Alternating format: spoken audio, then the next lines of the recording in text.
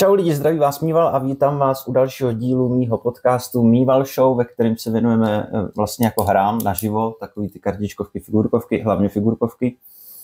Dneska tady mám dalšího skvělého Warhammer 40kového hosta, kterým je Vojta Čistecký. Čau Vojto. Zdravím lidi.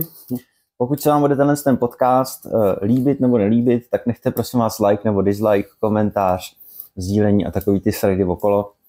A Vojto, my jdem na to. Co ty na to? Určitě, jsem ready na jakýkoliv otázky. Tak jo.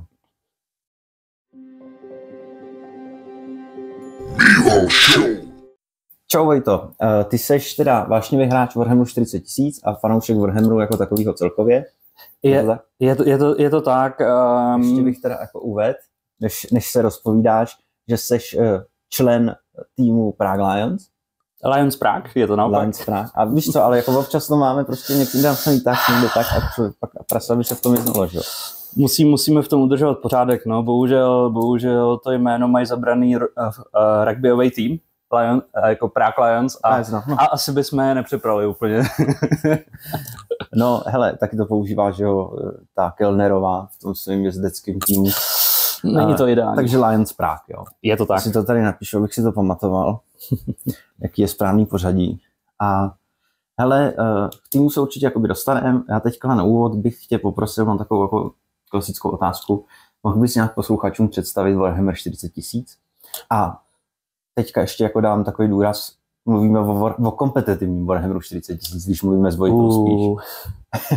No hele, já bych mohl povídat o lóru 40 000 nebo 30 jako na dlouhý povídání. Pokud se budeme bavit o kompetitivním hraní, tak za mě je to jedna z nejlepších věcí, co může člověk dělat ve svém volném čase.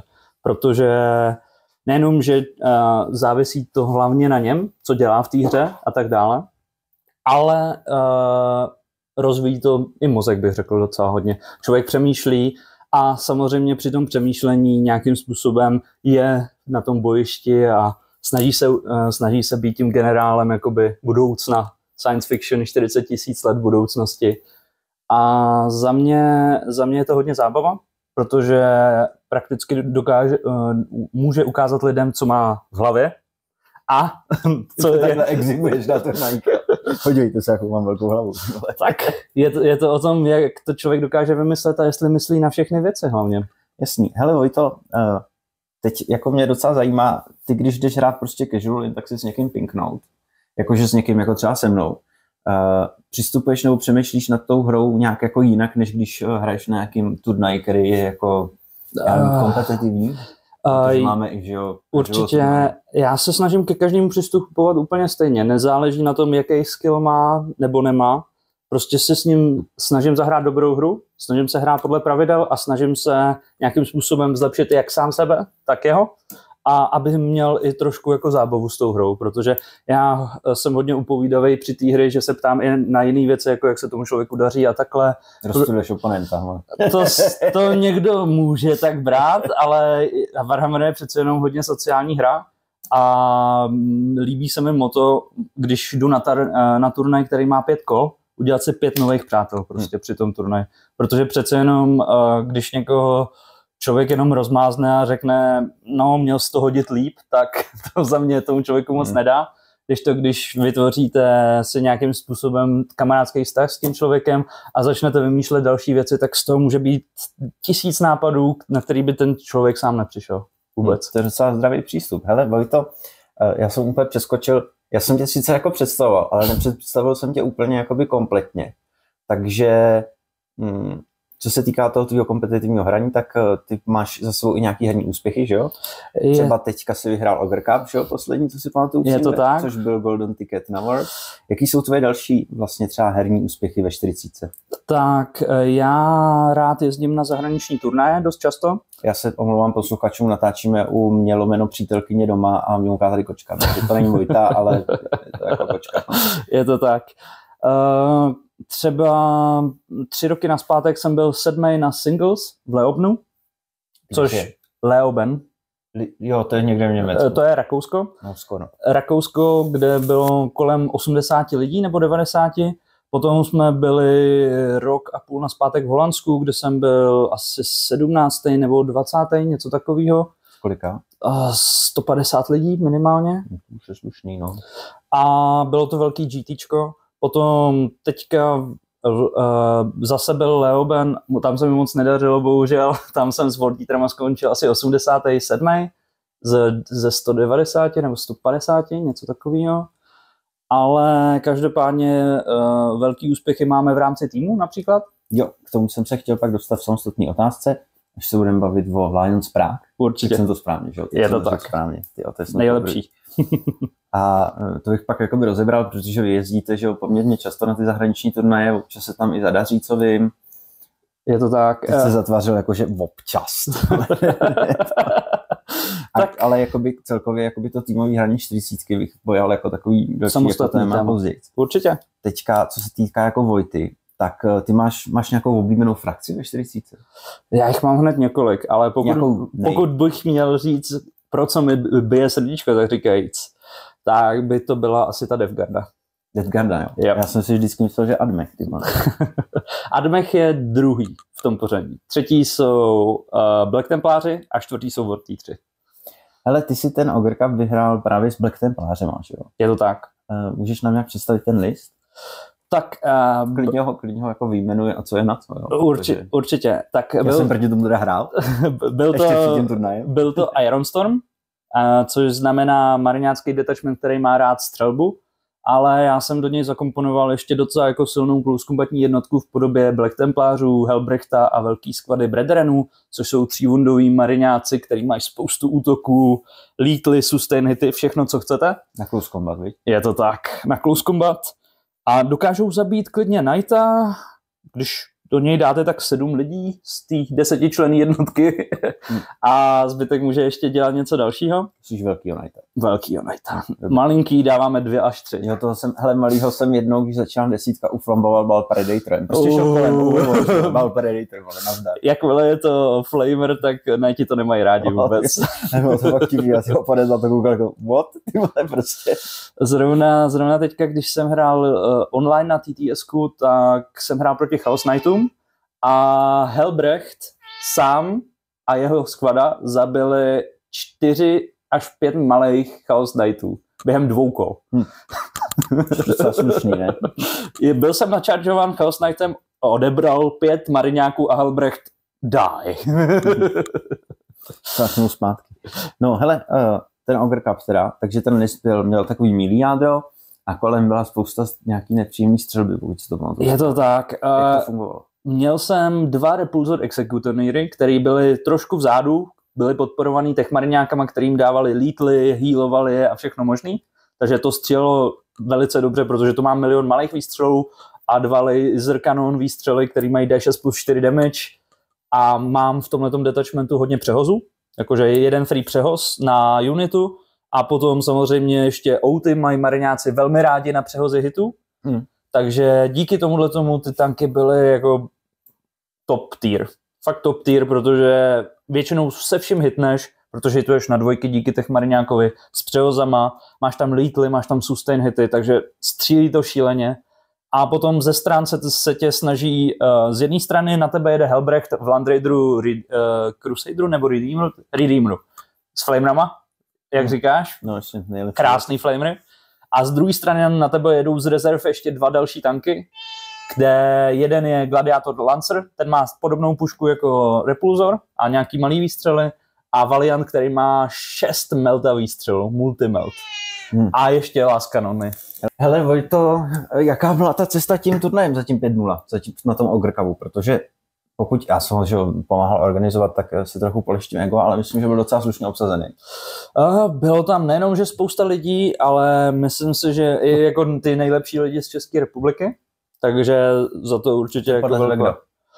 Tak samozřejmě, beze mě, tak samozřejmě byl tam můj kapitán a členové Lions Prague, takže Jakub Jansa, Leitner a další lidi. Plus samozřejmě lidi, se kterými často trénujeme a hráli i za Lions Prague, jako je Azy například, nebo Adline. Ty mám oba moc rád, jsou strašně fajn týpci. Nejlepší. Samozřejmě byli tam i členové Torapu týmu, takže povídej. Torapu a Mirary. Z dáliny přijel, tak říkajíc, Václav Baron, který taky není špatný. Další člen VTC týmu je Dan Sochor, který přijel taky s Elderama, ale naštěstí jsme se tomu potěru vyhnuli, takže jsme s tím nemuseli hrát. No, Elder mají tak nějak všichni stejný názor, pokud tě nehrajou. Dobrý Elder je mrtvý Elder, nedá se s tím hádat. No a byli tam i hráči ze Slovenska, že jo? Je to tak. Jakoby, se to asi málo ví, ale na tom Overcupu jste byli 2 z 0-5. Z 5-0, ne z 0-5. 0-5 by bylo smutný. No, kdybych vyhrál turnaj z 0-5, tak můžu chodit na všechny turnaje. Takže mistr Vlnka ze Slovenska, který taky uhrál 0-5. Pamatuješ si, co měl za list? Já myslím, že to byl standardní Nidí list, což znamená Invasion Fleet, si myslím. A je tam spoustu velkých monster, takže 3x Exocrina, 3x, co tam je, ten velký mozek. Jo, vím, jak to vypadá, ale nevím, co tím, ale nevím, jak spoustu gargoyle, který se hejbou na tvoje objektivy a zabírají a je to otravný s tím něco dělat. Hele, a ty znáš třeba Vilmku i z jiných turnajů? Určitě. On jezdí na většinu jako těch větších i mezinárodních turnajů, takže hráč je to určitě dobrý.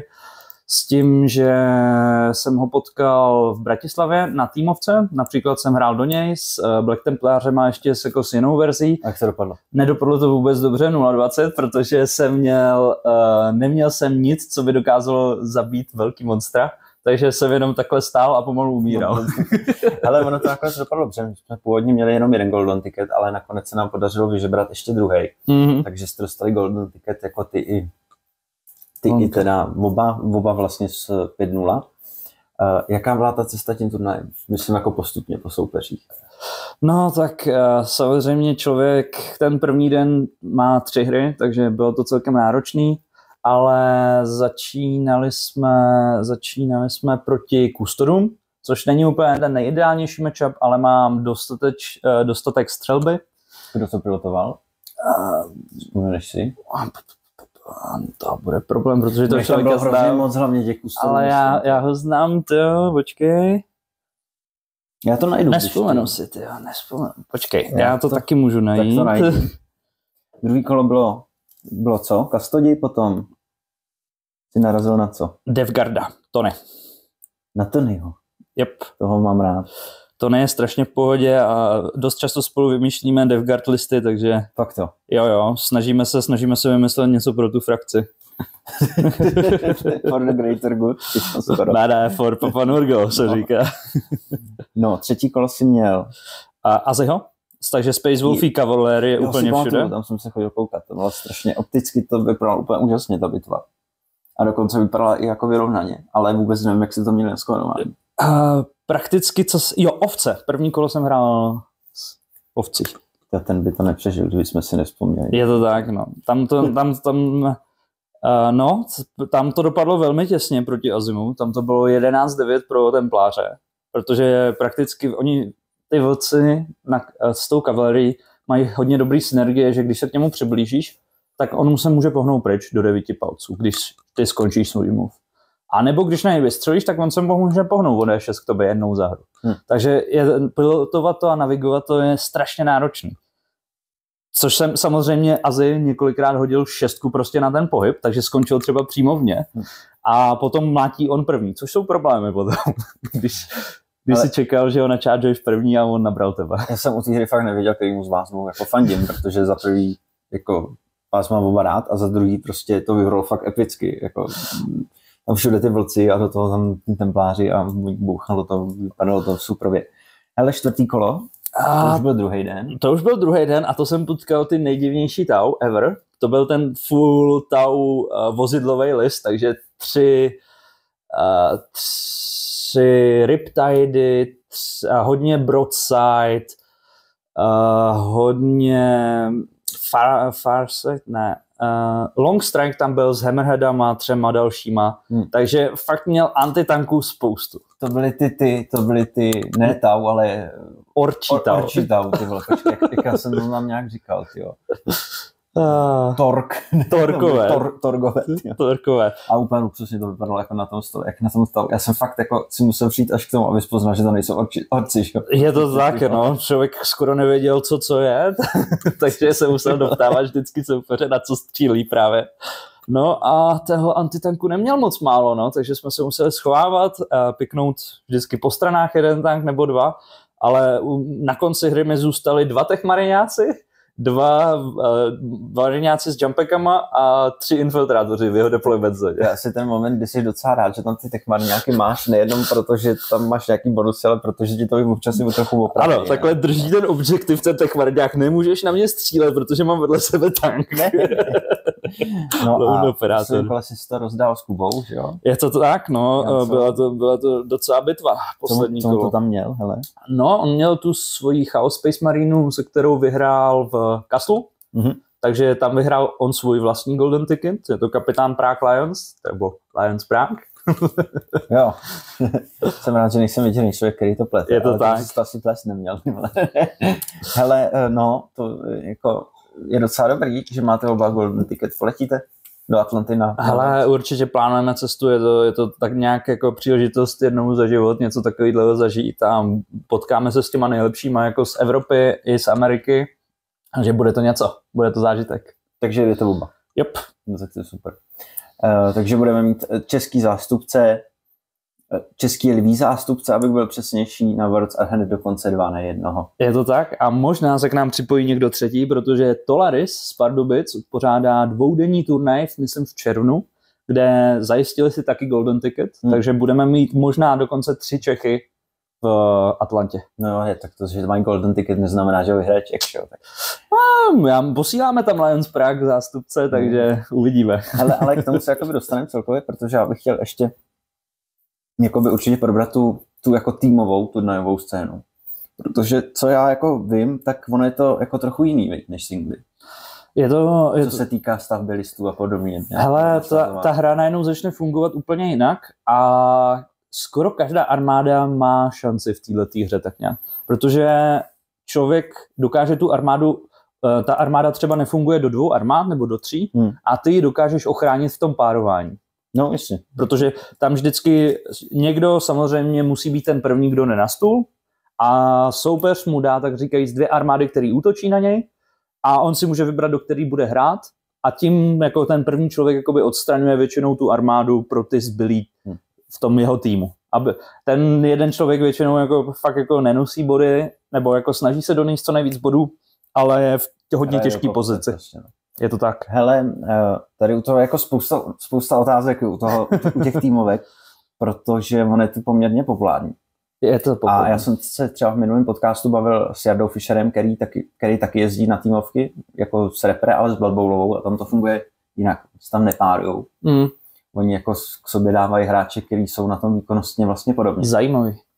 No a proto bych tě chtěl poprosit, jestli bys nějak jako jednoduše nastřelil ten systém párování a co u toho jako člověk zhodnocuje. A jsem si teda všiml na nějakých turnajích, že občas to páruje Kuba.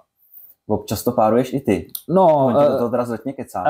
Řekl bych, že Kuba páruje jako možná 10% případů.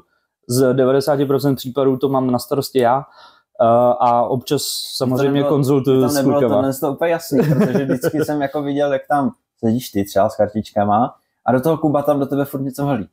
No, protože já se musím toho hráče zeptat, jaký má názor třeba na tenhle ten matchup a já samozřejmě mám to finální potom rozhodování, protože já jsem párovací kapitán nejenom jakoby v Lions Prague, ale i za český VTCčko. Mám na půl páru se Snoopym. Hele, k VTCčku se taky chci ještě dostat, doufám, že na to nezapomenem, ale je to fakt hodně, ani jsem nepředpokládal, že toho tolik bude. A přesně proto máš ten poznámkový blok?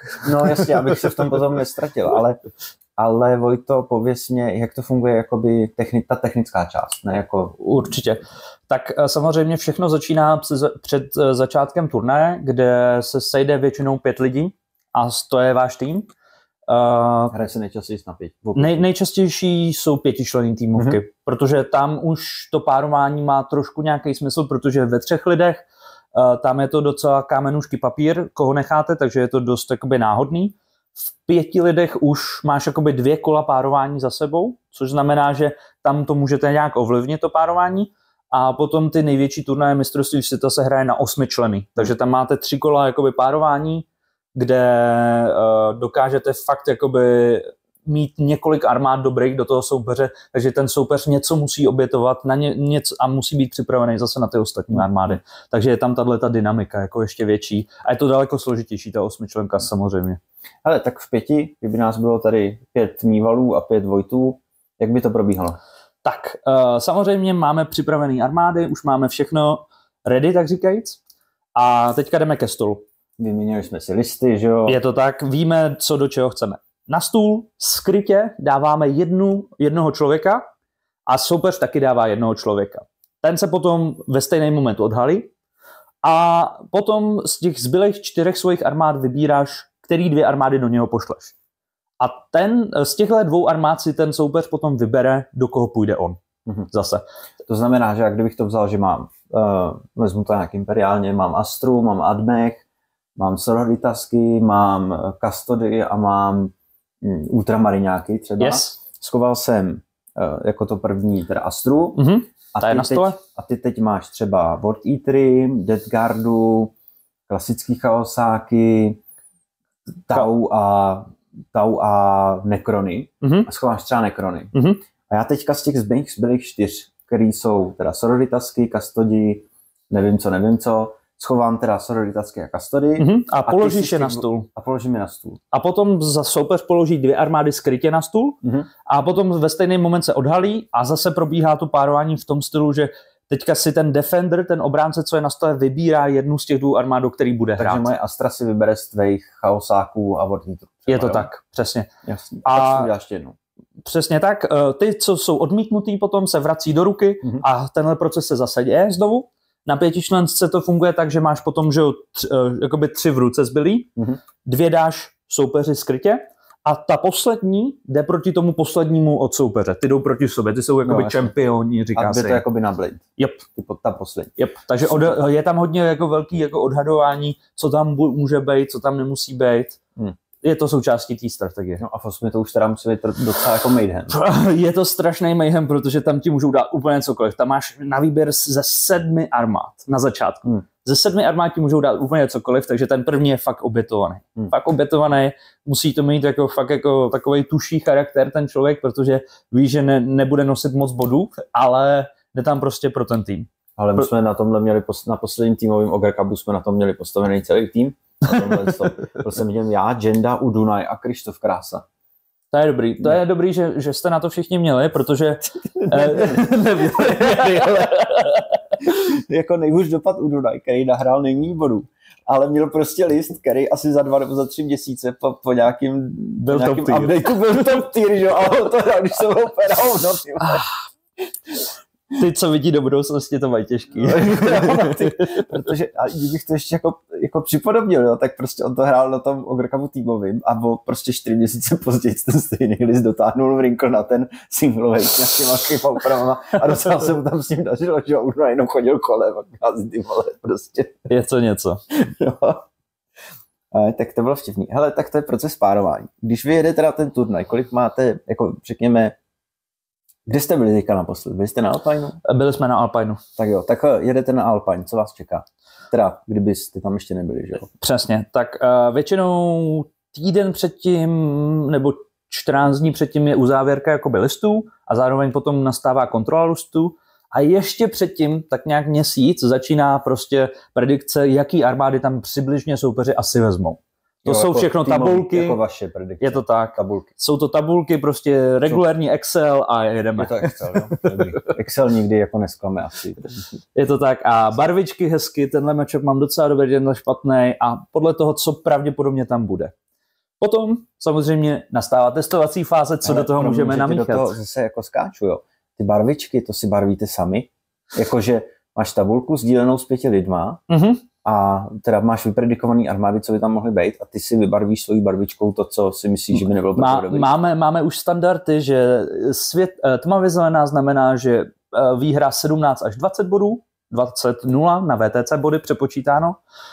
Světle zelená je třeba 14 až 12 bodů, žlutá je kolem 9, remíza taková 9 až 11, oranžová je 6 až 8 a 4 až 6 je už červená a potom je 0 až 4, to už je prostě nedonesu pravděpodobně vůbec nic. Hele, a to si barvíš, mě furt jde o to, jestli to barvíš sám, nebo kdo z vás to barví v té tabulce? Jo, takhle, no to vyplňují všichni lidi. To znamená, že já kdybych byl teďka pomyslně člen Lions Prague, tak bych se to správně, nice.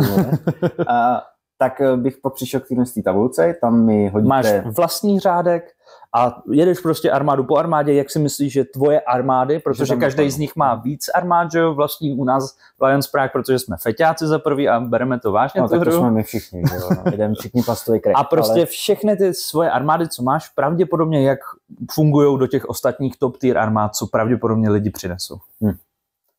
A to je potom je obrovský Excel a z toho potom vyvazujeme nějaký data, které armády budou dobrý do některých, nebo jestli bychom mohli upravit tu armádu, aby mohla fungovat do této armády nějakým způsobem.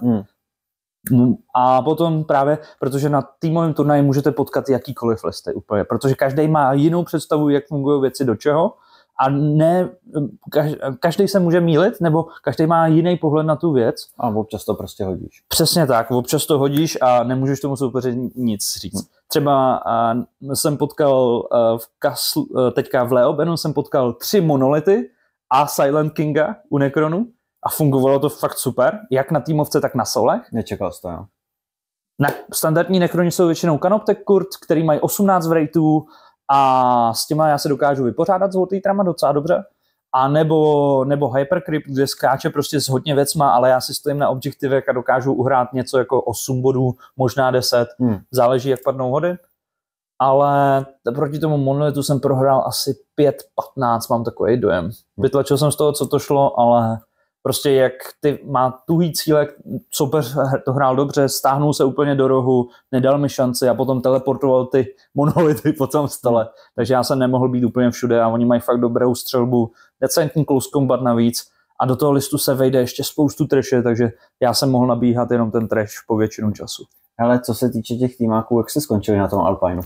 A na Alpineu my jsme byli strašně rozdělení do jednotlivých týmů, protože jsme neměli jsme tu jistotu, že dáme dohromady jeden Lions Prague tým, tak jsme se radši rozdělili do různých týmů. Ondra, Svatoň a Kuba Rectex šli do Czechia, což je přímo český jako VTC tým, kde skončili fakt dobře. Mám takový pocit, že dokonce 7. nebo fakt v horní půlce. Z kolika? Kolik tam bylo? 60 týmů, 70, něco takového. Takový větší Ogre Cup trošku, no. Je tam malinko víc lidí, malinko. A já jsem šel například za Tolaris, což jsou Pardubice právě, a tam jsme skončili 23. z těch 70, takže horní půlka. 2 výhry, 2 remízy a 1 prohra. Právě do Czechia jsme se tam potkali, takže... Nechtěl, no. Ale předvedli jsme úžasný výkon, to jsem hrdý na všechny kluky, co jsme měli. To srdíčko, vole. Bylo to super, no. Trošku víc toho štěstíčka, vole. Ne. Hele, musím se pochválit, napárovali jsme to vždycky dobře a kluci odvedli dobrou práci. Jo, hele, no, to je docela jakoby zajímavý. Takže co se jako pro Lions Prague považuje za úspěch na jaký takovýhle turnaj? Tak Lioni si jdou vždycky pro nejlepší výsledek, samozřejmě jsme zvyklí na to.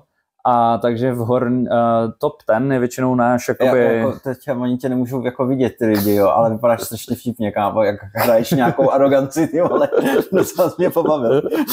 Ne, fakt. Ne, tak jako víme, že máte dobrý výsledky. Máme dobrý výsledky a na týmovce míříme top 10 vždycky, s tím, že samozřejmě medailový příčky chceme. V Bratislavě jsme například byli 3. hnedka za 2 Polákama na Frontier Cupu. Není to vůbec špatný.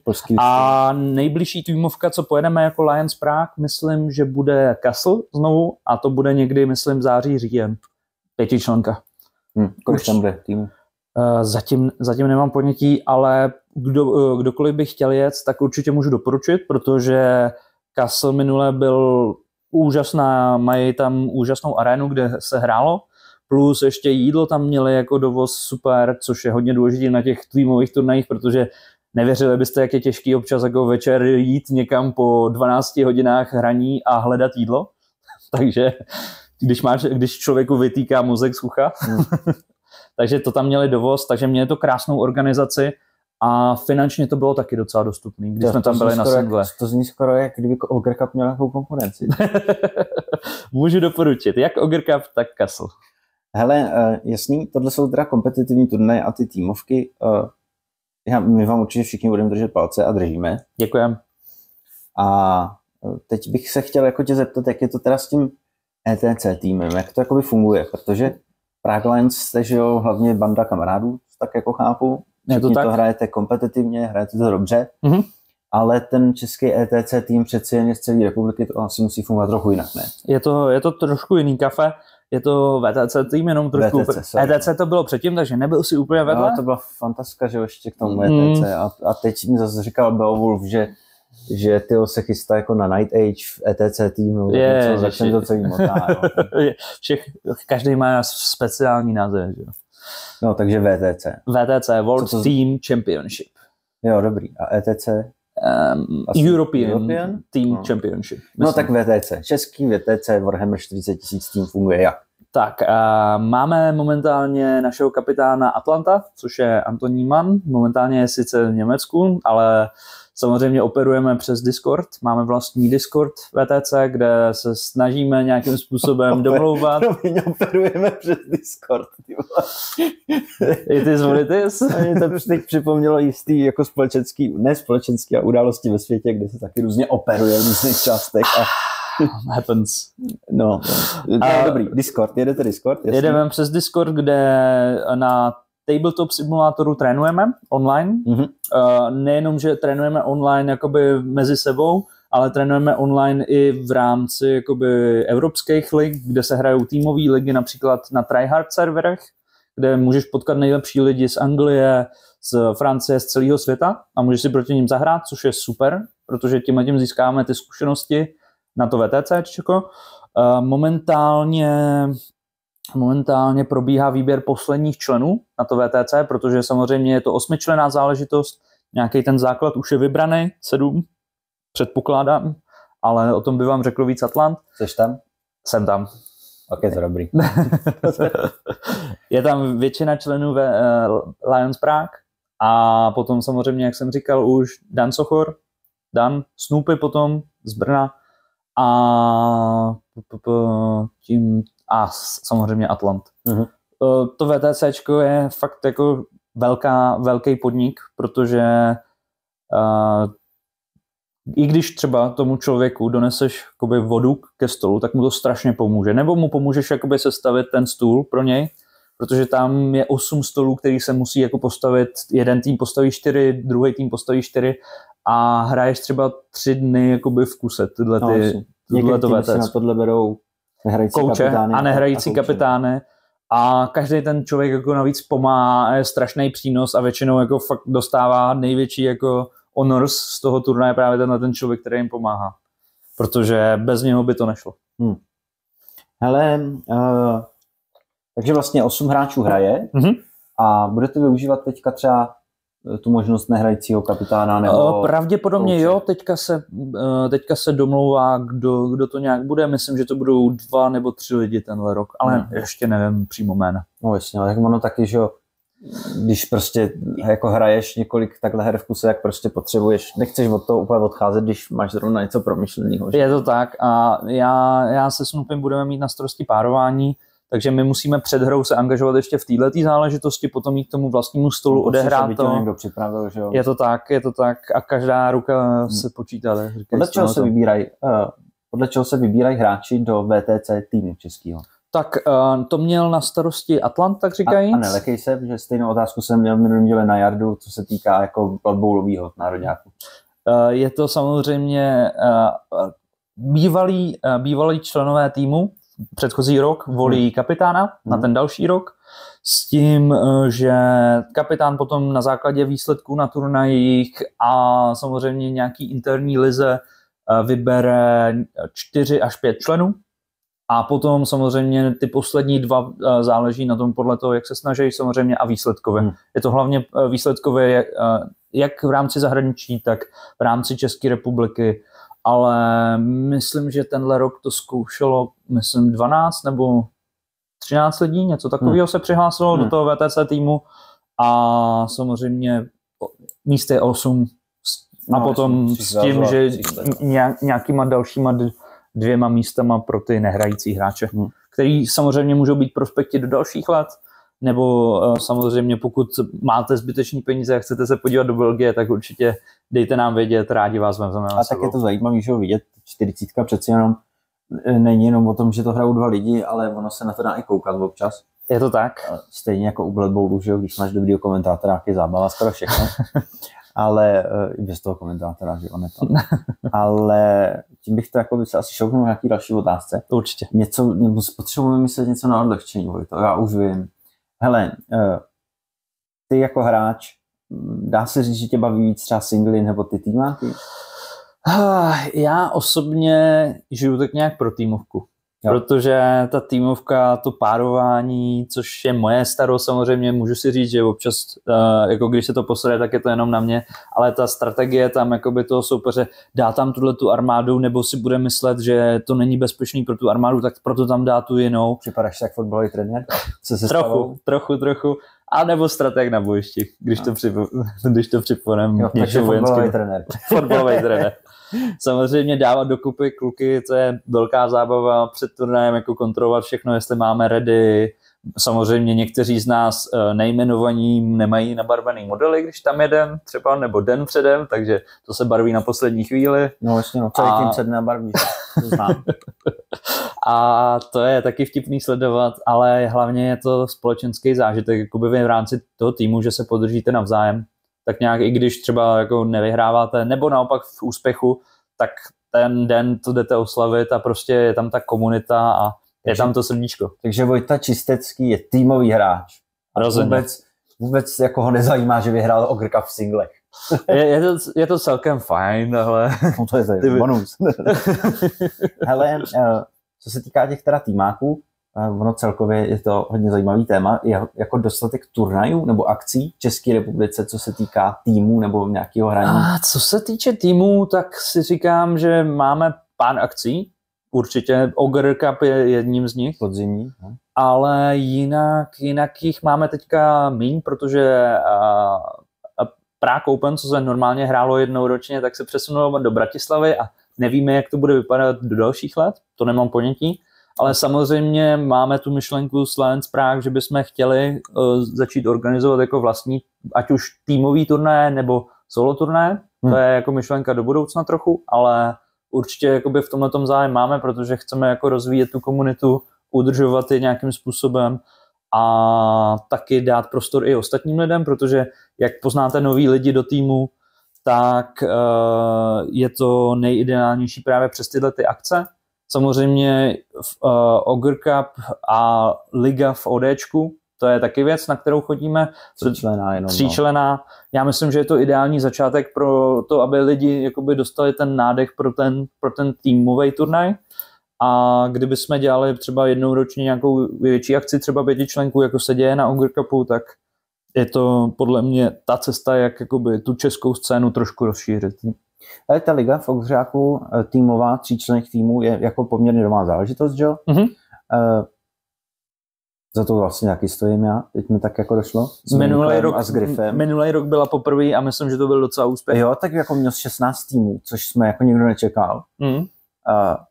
A to se tě chci zeptat, vyhovoval vám ten systém, protože ten systém byl jako, že je nějaká základní část a pak je vlastně jakoby playoff. Za základní část jste něco vyhráli, že jste ji vyhráli, byť to bylo snad o pomocní body dokonce. Jako. Je to tak, no.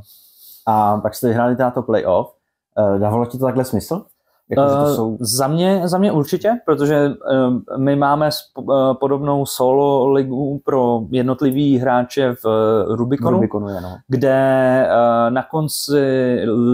na konci ligy celého roku jde 8 nejlepších hráčů, co se umístilo na těch solo turnajích s nejvíce bodama a ty jdou jakoby v rámci tohoto jakoby systému, jak se říkal ty švédskýho nebo Švýcarský, no.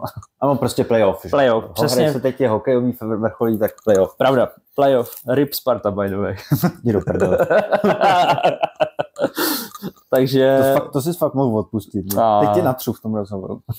Sakra, teďka v popisku pod videem to pěkně vrátím, vole. Teďka přijdou ty těžké otázky. To bude nenávistných komentářů, ty vole. Tak playoff. No, tak v rámci tohoto playoff mi naprosto vyhovuje, protože i týmy, které mohly mít třeba 1 nebo 2 špatné hry, pak mají šanci předvíst, že mají i navíc. Což si myslím, že je dobře. Hele, vy jste v tom playoff, že měli první kolo vlastně volnej los, myslím, protože jeden tým se nemohl zúčastnit toho závěrečného toho. Je to tak? Pak jste hráli se mnou. S váma. Jo, je to tak. S mým už neexistujícím týmem. Jo, tam z toho mám skvělou historku, jaký jsem to jako vyprávěl. Víš, jak šel kolem Janca kolem našeho stolu. Aha. A říká mi, ty vole, ty jsi hodně chtěl přemýšlet. Můj životní odemrový úspěch. Jo? Já to občas musím dělat, no. No a pak jste ve finále narazili na Azi, Adline a Ulrik. Jaký to bylo to finále? Tak samozřejmě náročný, protože já jsem z Wardeaterama dostal Chaos Space Mariňáky v podobě Ulrika, což není úplně příjemný matchup, když mě může zastřelit. Naštěstí kluci to podrželi. Lukáš Huňáč šel do Ulrika. Do Ulrika, takže Space Wolfový kavalerie versus Orci, takže tam si rozbili ksicht, ale Lukáš to ustál a vyhrál dokonce.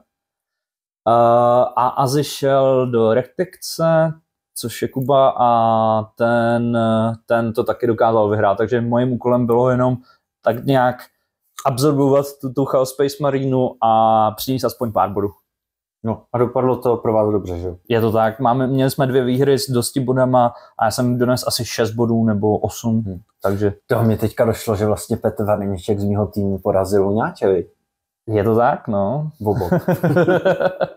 Že my jsme s váma hráli i to poslední kolo té základní části a tam to dopadlo, že snad jako prohrál obod Petr, nebo to byla remíza, nebo něco takového. Nemám ponětí. Já už si to nepamatuju. A právě bylo jako super, že dobrý, tak dáme nám, dostal jsem 20. Dobrý, dostal jsem skoro 20. Jako. A Petr tam prostě do poslední. Já to musím vrátit. Dones už 40 bodů. Já už věděl, že jste postoupili tak jako tak, že jo, tak nějak na pohodu. Je to tak, no. To je to nejzábavnější, když přijdeš prostě za tím člověkem v tom týmu, co má nosit nejvíc bodů a řekne, jako, proč si nedonesl 21, aby jsme vyhráli. Hele, Vojto, účastníte se i letos? Tam jsou nějaké změny, myslím, že to šlo. Určitě účastníme se i letos a teďka jsme překvapivě prohráli, myslím. Jako celkově? Jednu hru nebo celkový kolo? Celkový kolo. S kým? No s Alliance Prague B, tomu říkáme. Azi, Adline a Ondra Svatoň. No, to jsme lehce podcenili, ale myslím si, že na konci playoff si budeme mít o čem popovídat. No, tak jako ale nejhorší, co se může stát, je, že nevyhrajete základní část. No. Ale zajímá vás, jestli vyhrajete to playoff. Určitě. Ale samozřejmě další týmy mají šance taky sejmout, tak dáváme prostor ostatním týmům. Jo, tak loni to tam jako bylo vidět, že prostě jako jo, no, tak první 2 kola Lions všechno jako vyhrává a pak najednou tam někdo od vás prohrál, nebo skoro prohrál. A všichni úplně wait, ono to možná není úplně, tak a na konci fakt bylo jenom pomocný, že jste... Je to tak, my jsme totiž neodehráli 1 kolo celý, takže... Jo. Když se můžu přiznat takhle na podcastu. A tak občas to stane, víš co, že prostě někam musíš jet jako ačkoliv se ta liga strašně snaží v tom, jakoby aspoň ta obřáková týmová, víc jako těm hráčům nějakým způsobem stříct, tak občas to prostě nejde. Což mi připomíná, že příští týden hraju s Pavlem Šohajem ligu. Takže to musíme domluvit a zahrát. Jo, Pavla mám moc rád, tak na ně buď hodnej. Pokusím se. On je tak správně jako ukecaný. Ale budou to Black Templáři versus normální mariňáci, takže ultramariňáci. No. Když si pokecáme o Emperorovi. A toho mám taky moc rád, tyjo, taky na Ogrkavu před rokem. neměl nabarvený asi jeden model, aby neměl full paint. A nekoukám, tyjo, jako nevadí, jako neštve tě to, že prostě, no, on to měl nabarvený hezčejc, no tak vyhrál zaslouženě, aspoň o té bez paintu, nekoukám. Existují lidi, co mají docela dobrý přístup k tomu. Jo, Pavel je určitě jedním z nich.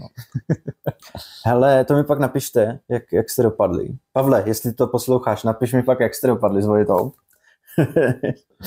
Hele, jako je nějaká akce, na kterou opakovaně jezdíš, ať už tady nebo v zahraničí, a nemusíš říkat OG Cup, teda, dobře, neříkej OG Cup, na kterou jezdíš fakt jako rád, kterou máš rád jako kvůli atmosféře celkově, jako že si to užiješ jako celek, jakože určitě. Za mě je to ten Leoben, což je v Rakousku, koná se to právě většinou na přelomu toho dubna, května teďka nebo března a je to fakt super akce, kde ty organizátoři jsou ty, co organizují VTC, jsou singly a potom je týmovka, takže jsou to, dejme tomu, 4 dny prostě neustálého Warhammeru za sebou. Je to docela náročný, sportovně bych řekl, na člověka, ale stojí to za to, protože ta atmosféra je super, potkáte se tam s hráčema z celé Evropy a každý rok tam přijíždějí Antony Vanilla například, který je zástupce z Ameriky a za Art of War a jsou tam super lidi. Fakt jakože nemůžu si stěžovat na jedinou věc u nich. Hele, je pro tebe Warhammer sport? Jakože vnímáš to spíš jako zábavu nebo jako sport nebo oboje? Já přistupuji, řekl bych, že mě to strašně baví, což je ten dobrý základ, ale začínám k tomu čím dál víc přistupovat jako ke sportu, k té týmovce i k těm solům.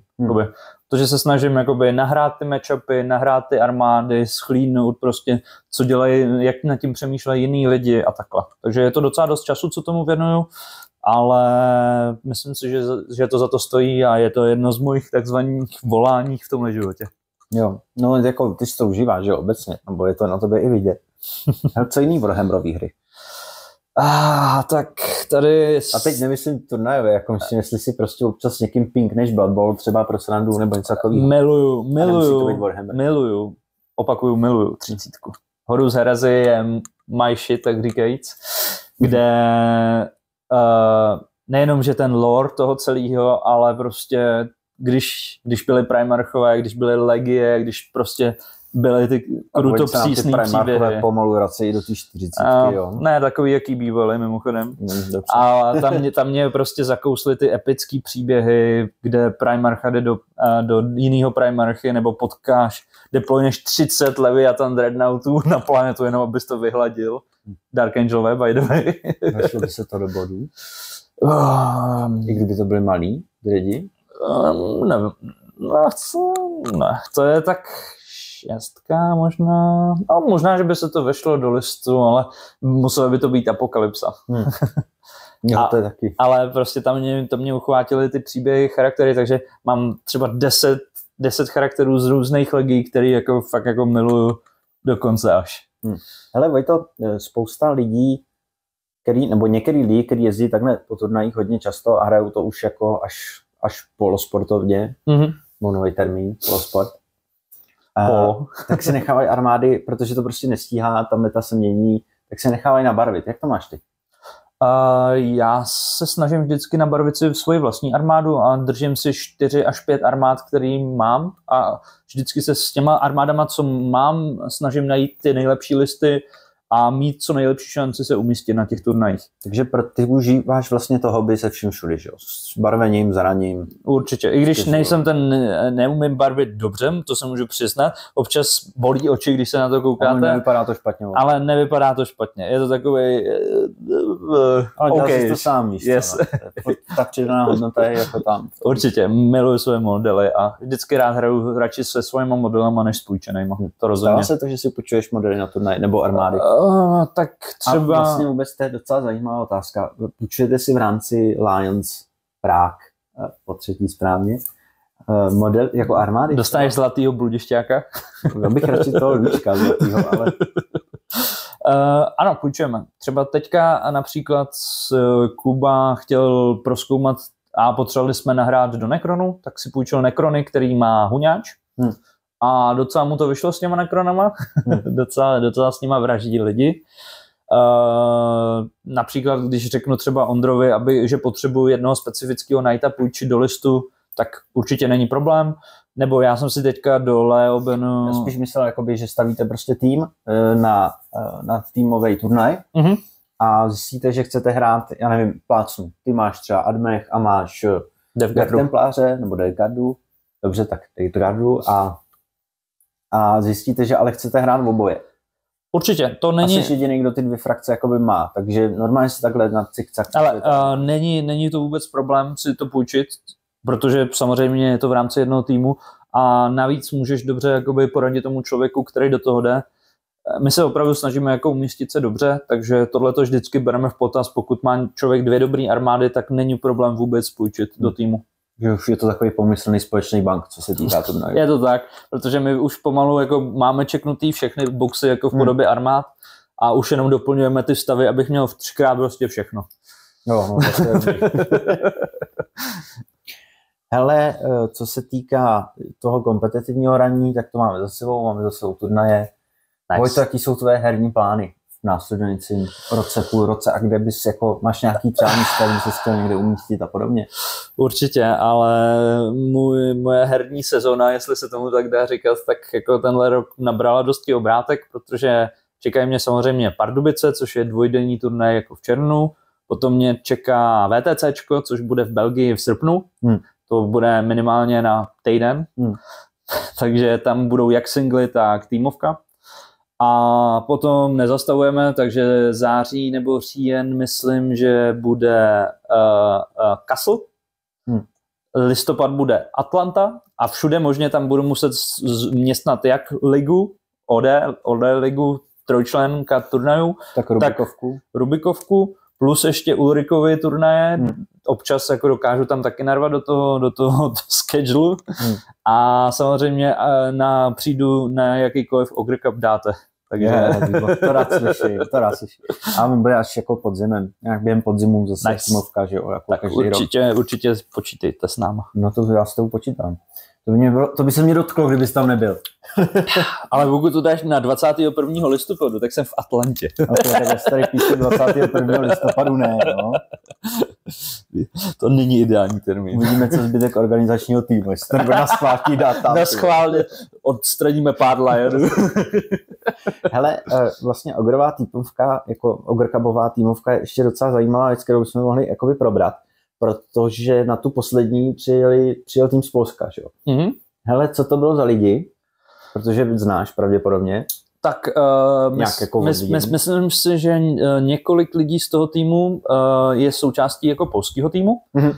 Myslím si, že minimálně Paprik, což je jeden z dobrých Custodes hráčů a World Eater hráčů taky, tak ten testuje věci pro právě polský VTC tým. A myslím si minimálně, že testuje. Tak Poláci většinou mají ten velký 8členný tým a pak mají třeba dalších 15 lidí, kteří jenom testují třeba armády, dejme tomu. Jako fakt, jo? Yep. To je hustý. A ty prostě liga, ne, ty vole. Docela jo, no. Dáš tomu člověku prostě armádu, nahraje mi s tím třeba 50 her za, dejme tomu měsíc nebo 2 měsíce a potřebuju data do těch armád. A potom ty lidi můžou být samozřejmě součástí toho týmu, ale prostě mají tyhle ty data od těch lidí. Zase jsme u fotbalu jako i realizační tým, no. Ale jako má to fakt kousek o to, aby to bylo fakt jako sport, si myslím, ale ještě tam nejsme, no. Ale jako na turnajích nejsou stále prize money, pokud vím. Nejsou, ale většinou jsou to ten pohár a další věci. Ale třeba v Atlantě právě za výhru v Atlantě, což je nejprestižnější asi turnaj, jakoby solo, tak... A který se zkvalifikoval díky účasti na Ogre Cupu. Přesně tak, přihřejme polívku. Přesně. Tak dostaneš celou armádu. Vydrž, já se zrovna plácám po zádech, jo? Dobrá práce. Tak dostaneš celou armádu a všechno 3krát, co chceš z té armády. Už docela dobrý sponsoring. To je, nevím, jestli se mi to vejde do toho letadla potom na zpátek. Hele, já jsem měl tady v podcastu i Martina Janouše, který je jako profi Pokémoníčář a jezdí jako judgeovat mistrovství světa a tyhle věci. A oni vyplácejí, jakoby mají za to odměnu formou booster boxů, což jsou takový ty balení. No jasně, znáš to? A prostě jako mi jako říkal on i v ostatní kluci, že se prostě občas musí na letišti připlácet za vazadla, protože to nemají kam dát. Že? Musí být ready, jo. Hráči, když vyhrajou něco velkého, tak samozřejmě mám spoustu sběratelských předmětů. A protože prostě letí jenom s příručním zavazadlem, čo? Tak se to snaží rovnou tam na místě prodat sběratelům, který už na to číhají a tak. To je business. To je business. No ale tak tam máš prize money, no. Jako dobrý prize money na tom. Ne? No, ale hodně se těším do té Atlanty, bude to zážitek a... Projdete si tam to v Americe? No, uvidíme, no. Asi bych potřeboval neprůstřelnou vestu, abych se tam prošel po ulici, ale... Ale tyjo, v Atlantě za prvý má to město jako poměrně zajímavou historii s Ku Klux Klanem. To jsem jako teďka nedávno jsem se vzdělával knižně. Mm-hmm. A potom hráli tam, že o Thrashers, teď se zase mluví o tom, jestli se vrátí, nebo jestli tam bude nějaký tým NHL znova. Ale hlavně tam se, myslím, to je takový jako špinavý Vegas, myslím. Ale největší jako monument je prostě výživotku těch Coca-Cola. Vím, z Atlanty, je to tak. Coca-Cola je z Atlanty, takže jestli mi nedovezeš Coca-Colou, nebo něco s Coca-Colou, tak budu fakt nasraný. Ale jsou tam dvě věci, co stojí za to vidět. Coca-Cola, fabrika a akvárium potom. Jo, mají tam jako obrovský akvárko, kde můžeš procházet přímo tunelama, takovýma věcma, to je prej, že za to stojí. Půjdete tam na něco? Asi jo, no. Pokusím se tam utopit, Kubu.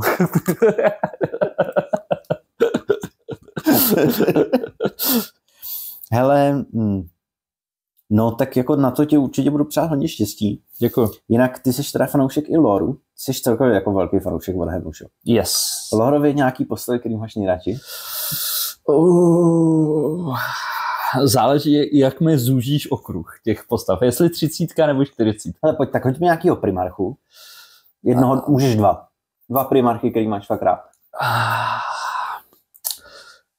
Dobře, řeknu jeden jako v pohodě názor a jeden kontroverzní názor. Řekni si mě oba. Tak primarchu, kterýho mám fakt rád, tak samozřejmě Mortarion.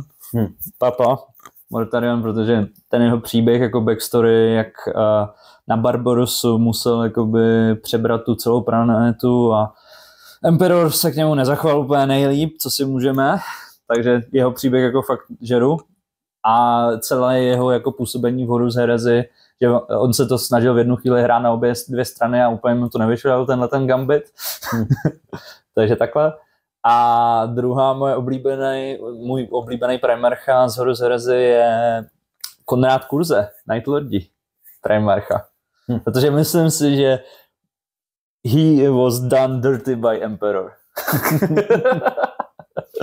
Hele, a z 40K současný jakovi? 40. A pak mám ještě speciální dotaz, jako lorový, jo. Tak samozřejmě miluju Devgardo, takže Typhus je docela jako fajn. Potom Helbrecht je hodně cool. Jo, to jsem pochopil, jak to mazl vždycky mezi kolama na tom ogrytu. Ten je úplně nejlepší. Zase si to dokázal. A Belisarius Cole, no. Admech. Je to Admech, že jo? Je to tak. Hele, a jaký je tvůj názor na Liona?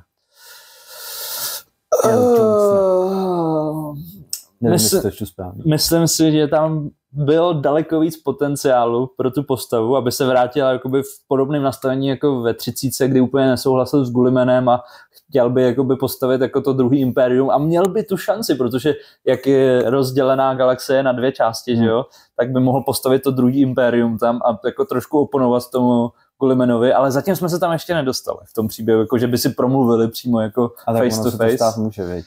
No, když jako vylez a já nevím, jak to tam je chronologicky, ale potkal se s Dantem. Že? No, jasně, no. Což je můj jako oblíbený charakter. Taky dobrá volba. Nejstarší normálně fungující space marákej, prostě furt nemůže. I just wanna die, man. Prostě nejlepší, jako jo. No a jako ta jejich rozníška o té smrtelné masce Lionova bratra. Tak to jako zase chytlo mě. Taky zajímavá šance, pokud by, protože Cole samozřejmě spoiler alert, má toho svýho jako proto primarcha, že jo, který ho sestavil, tak uvidíme. Myslím, že Primaris One, nebo nevím, Primus One. Nevím. No, to je v poslední té knížce Cole a Fabius Bell, doporučuji na čtení. Jo, najdete na e-shopech. Yes, Beep boop. A No, uvidíme, jako jestli tato dějová linka někam půjde. Valdor je moje taky srdcovka, jakože Konstantin Valdor, generál Kustodů, to taky strašně žeru, jestli jako založí další impérium, nebo co sakra dělá v nějakým zavřeném světě někde, do King of Yellow, co dělá, prosím vás, potřebujeme ho hned tady, protože GW začíná zavádět jako female custodies, tak potřebujeme Valdora zpátky. Ale já si myslím, že je to dobrý nápad. Jako já s tím byl kontroverzní, ale mně se ten nápad jako líbí. Já jsem purista v tomhle tom, proč GW, proč? Tak třeba protože prostě, jako, já nevím, jako máš sororitasky, pak nějaký individua v imperiální gardě a jinak jako... Já myslím, že jako tu diverzitu ten Warhammer svět má a pokud si ji chceš udělat v rámci hraní nebo modelování, tak tam ten prostor je. Ale nepotřebuješ kvůli tomu měnit lore. To je můj názor. No, tak zase jako mě je lore docela vesela jako... Retcon mi vadí přímo, jako že měnit věci, co určitě tak nebyly a potom o tom lhát ještě. Ale víš, co by bylo hustý? Kdyby se najednou kastodí změnili všichni na ženský. To je další krok.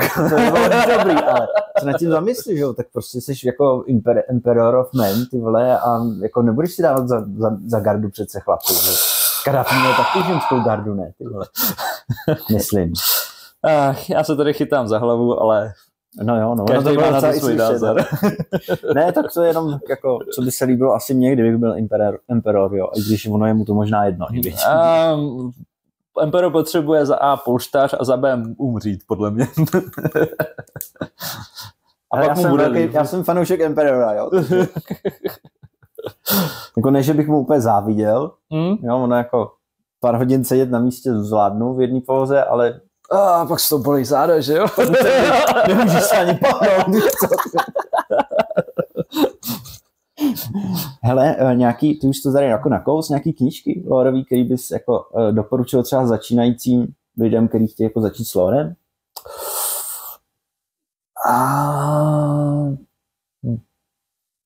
Já třeba za sebe, já jako vždycky, když mi někdo přijde a ptá se mě na to, jak proniknout do jako loru Warhammeru 40 000, protože jsem s tím sám měl jako problém, tak doporučuji první 3 díly Hereze, jako Horu z Heresy. Určitě. Aby se člověk zorientoval v tom, jak funguje Empire a podobně. To je za mě určitě jako dobrý začátek. Zároveň bych asi doporučil Gauntovi první a jediní. Gauntovi duchové. Se na tu knížku. To já si vždycky rád počtu, ta zápletka je fajn. Ten závěr nebudu spoilovat, takže je super, přečtěte si knížku. Gauntovi duchové. Potom, myslím, jediná Devgardní knížka, která se mi fakt strašně líbila, a nemyslím tím jako Plague Wars, ty Gulliman versus Mortarion, tak je Blades of Silence, myslím, nebo něco takového, kde jsme 1 nebo 2 dny na palubě lodi Devgardy a jsou tam nějaký infiltrační jednotky od Space Mariňáků a jsou tam 2 chaos lodi proti sobě a je to super. Je to super, prostě, když máte rádi Devgardu, tak máte tuhle knížku. Jak dlouho se ten Space Mariňák musel nemít, aby se mohl infiltrovat mezi Devgardu. Tak víš co, když přistaneš dropodem přímo do jejich lodě, tak říkají, tak infiltruješ v pohodě docela. Ale má to velmi detailní popisky a je tam právě i trošku lore toho Mortariona, co dělal během těch 10 000 let a je to super. Hele, teď ti dám jakoby prostor, aby se podělil se začínajícíma a méně zkušenýma hráčema, jako jsem třeba já, o nějaký základní rady a tipy a triky na hraní. Napadne ti něco? Určitě. Kromě toho, aby házeli normálně kostky a podobně. Kupte si neoprenový objective markery. Neoprenový prádlo taky může pomoct. I'm sexy and I know it.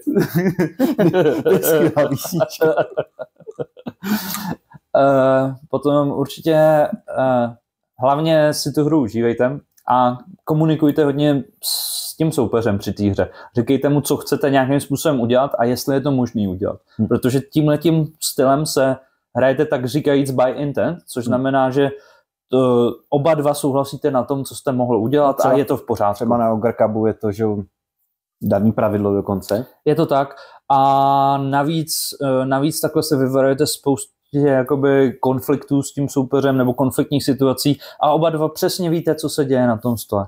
A máte prostor na to udělat si ty přátelé právě tímhletím i. Že když to rozebíráte s tím soupeřem, protože ten nejvyšší level Warhammeru se hraje už tím stylem, takže já se pohnu sem a potom budu moct dělat v tomhletom dalším kole ty a ty a ty věci, ale ty by si na to mohl zareagovat takhle, tak proto já se pohnu pravděpodobně semhle a udělám to takhle.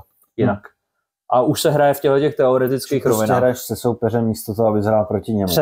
Přesně tak, protože oba dva máte nějakou představu, jak ta armáda funguje toho druhého, už jakoby máte nahraný ty armády, znáte většinou ten matchup a prakticky takhle přijdete na nové věci, jak to udělat, jakoby jak zahrát ten matchup a právě tyhle ty bitvy jsou potom i nejlepší. Případně tě na to oponent upozorní, že to nemůžeš udělat, že pravidlo to Přesně tak. A prakticky jsou to takzvaně otevřené karty na stole. No. Takže vlastně nějaký sportsmanship, že jo? Ale určitě za mě sportsmanship je jedna z nejdůležitějších věcí, protože v té komunitě se můžou naskytnout lidi, kteří se toho snaží zneužít, ale podle mě jsou potom hnedka rychle vyčlenění z té komunity. Takže myslím si, že ten sportsmanship i ta celá komunita za to stojí. Jak dlouho vlastně ty 40 hraješ? No minimálně 6 nebo 8 let. A řekl bych, že ta komunita se třeba, že když jsi měla nějakou jako podobu, dejme tomu. Pověst, řekněme, řekl bys, že se to jako zlepšilo? Určitě ten sportsmanship je čím dál víc tlačený do popředí a za mě je to jenom dobře, protože i to přinese nový lidi do toho hobby a právě nechá to hobby existovat, protože ty vazby, to přátelství, ta dobrá hra, zatím se člověk vrací potom. Furt je to hobby, no. Yep, je to tak. A ne sport. Ale může člověk tam vytvořit jako kamarády do konce života, že jo? No, no. Hele, Vojto, já furt říkám hele Vojto a už mi to začíná jako štvát a fakt se posluchačům omlouvám a příštím videu to určitě nebude tolik. Teda, zapracujeme na tom. Jo, ale chtěl jsem se tě zeptat vlastně, co se týká toho VTC a té týmové scény, nějaký jako fakt silný národy? Tak, jak třeba hokej máš Kanadu. Určitě. Tak Poláci vyhráli minulý mistrovství světa a jsou dobrý na jakýmkoliv turnaji se objeví. Takže Poland is New Canada. Je to tak. Anglie je hodně dobrá, ale lidi nemají rádi. Minulý rok byla Everybody but England kampaň, tak říkajíc, že všichni to přáli Polákům nebo komukoliv jinému než Anglii, aby to vyhrála. Je to kvůli některým osobnostem, co mají v týmu, takže právě i takhle se projevuje ten sportsmanship, že celá komunita se sevřela. Je to vtipný, že se vždycky ty vole všichni proti Angličanům. Nebo jako nejenom v tomhle, kromě Blaboulu, co vím. A protože, ale přitom do prdele, tak Angličani by měli být ten sportovní národ, ne? Ty vole. Je to tak, tam vznikly všechny tyhle ty hry zábavné. No. A potom Amíci jsou hodně dobrý kvůli tomu, že samozřejmě existuje Art of War, který to má jako práci, jako normální práci, kde točí videa právě o Warhammeru, o taktikách, o všem možným. A YouTube, že jo? Yep, je to tak. Show třeba jednou taky bude nějaký takový úrovni. Přesně, tam se dopracujeme jednoho dne. No. A ty to mají jako job prostě. Jako regulární job, že jdou do práce a hrajou třeba 9 hodin Warhammer 3 dny v týdnu nebo 4 dny, točí videa. Kam by ses ty chtěl jako dostat s Warhammerem? Tak samozřejmě... Máš třeba nějaký takovýhle cíl, abys jako... Hele, sen je fajn myšlenka. Jako, kdyby mě Warhammer jednou živil, nebo cokoliv spojeného s Warhammerem by mě živilo, bylo by moc fajn. Jo, tak my ti jako zavoláme, až budeme do Kramu jako potřebovat. Myslím si, že moje taxa je trošku vyšší, bych řekl, protože nedaří se mi vůbec špatně v životě, bych řekl. Protože nějak se ty peníze musí vydělávat na ten plastový krek, co si budeme nelhávat. Ale... A na lepidlo, no. Nechápu, koho napadlo, že je dobrý nápad udělat citronový lepidlo, nebo ochucený prostě lepidla. Jaká úroveň degenerace. Jako, že když prostě spousta lidí ochutnává štětce, když barví citadelkama, protože mají prostě příchutě, ty vole. Když jsem to poprvé viděl, tak říkám, a myslím, že u toho zrovna byl Vrinko, já jsem z toho byl úplně mimo, a tam koukám na jako, jak volizuje furt ten štětec vždycky s jinou barvou. A říkám Vrinkovi, tohle je jako normální. Je to v pohodě? A Vrinko, jo, já to dělám taky, ty ne. Hele, někdy vyzkoušej tenhle tak konkrétní odstín, chutná jako lískový oříšky a říkám, ty vole, ze mě děláš prdel. Ne, já to myslím. Míla Valův podcast není zodpovědný za žádnou nemoc nebo jediný akryl, který by se vám mohl stát, pokud byste něco takového vyzkoušeli. Ani to se to nesnažíme podporovat. Tak, ano, a klepidlo se nečuchá, že jo? Přesně. Hele Vojto, díky moc za ten vtipný rozhovor. Já mám jako, už je to skoro jako v každém mém rozhovoru, žádám respondenta, aby mi poskytnul ještě jeden rozhovor někdy v budoucnu. A myslím, že my bychom takhle mohli kecat jako do nekonečna. Určitě. Takže přijmeš příští pozvání? Určitě, můžete se mnou počítat do budoucna a kdykoliv. Mohli bychom si někdy udělat třeba jako rozbor nějakého turnaje detailnějc, jakože cestu nějakýma třeba. Určitě, jako jak třeba za někdo 2 hrál. měsíce, co si odehrál, kde a tak. Jo, určitě, není problém vůbec. Mohlo být zajímavý. Hele, já ti ještě jednou moc děkuju. Děkuju vám, že jste to doposlouchali a vydrželi jste to s náma. A u dalšího dílu se zase za týden těším. Loučím se s váma Míval a Vojta, neboli, jak je ten tvůj nick? Aurixos. Aurixos. Mějte se lidi. Čau, čau. Čau.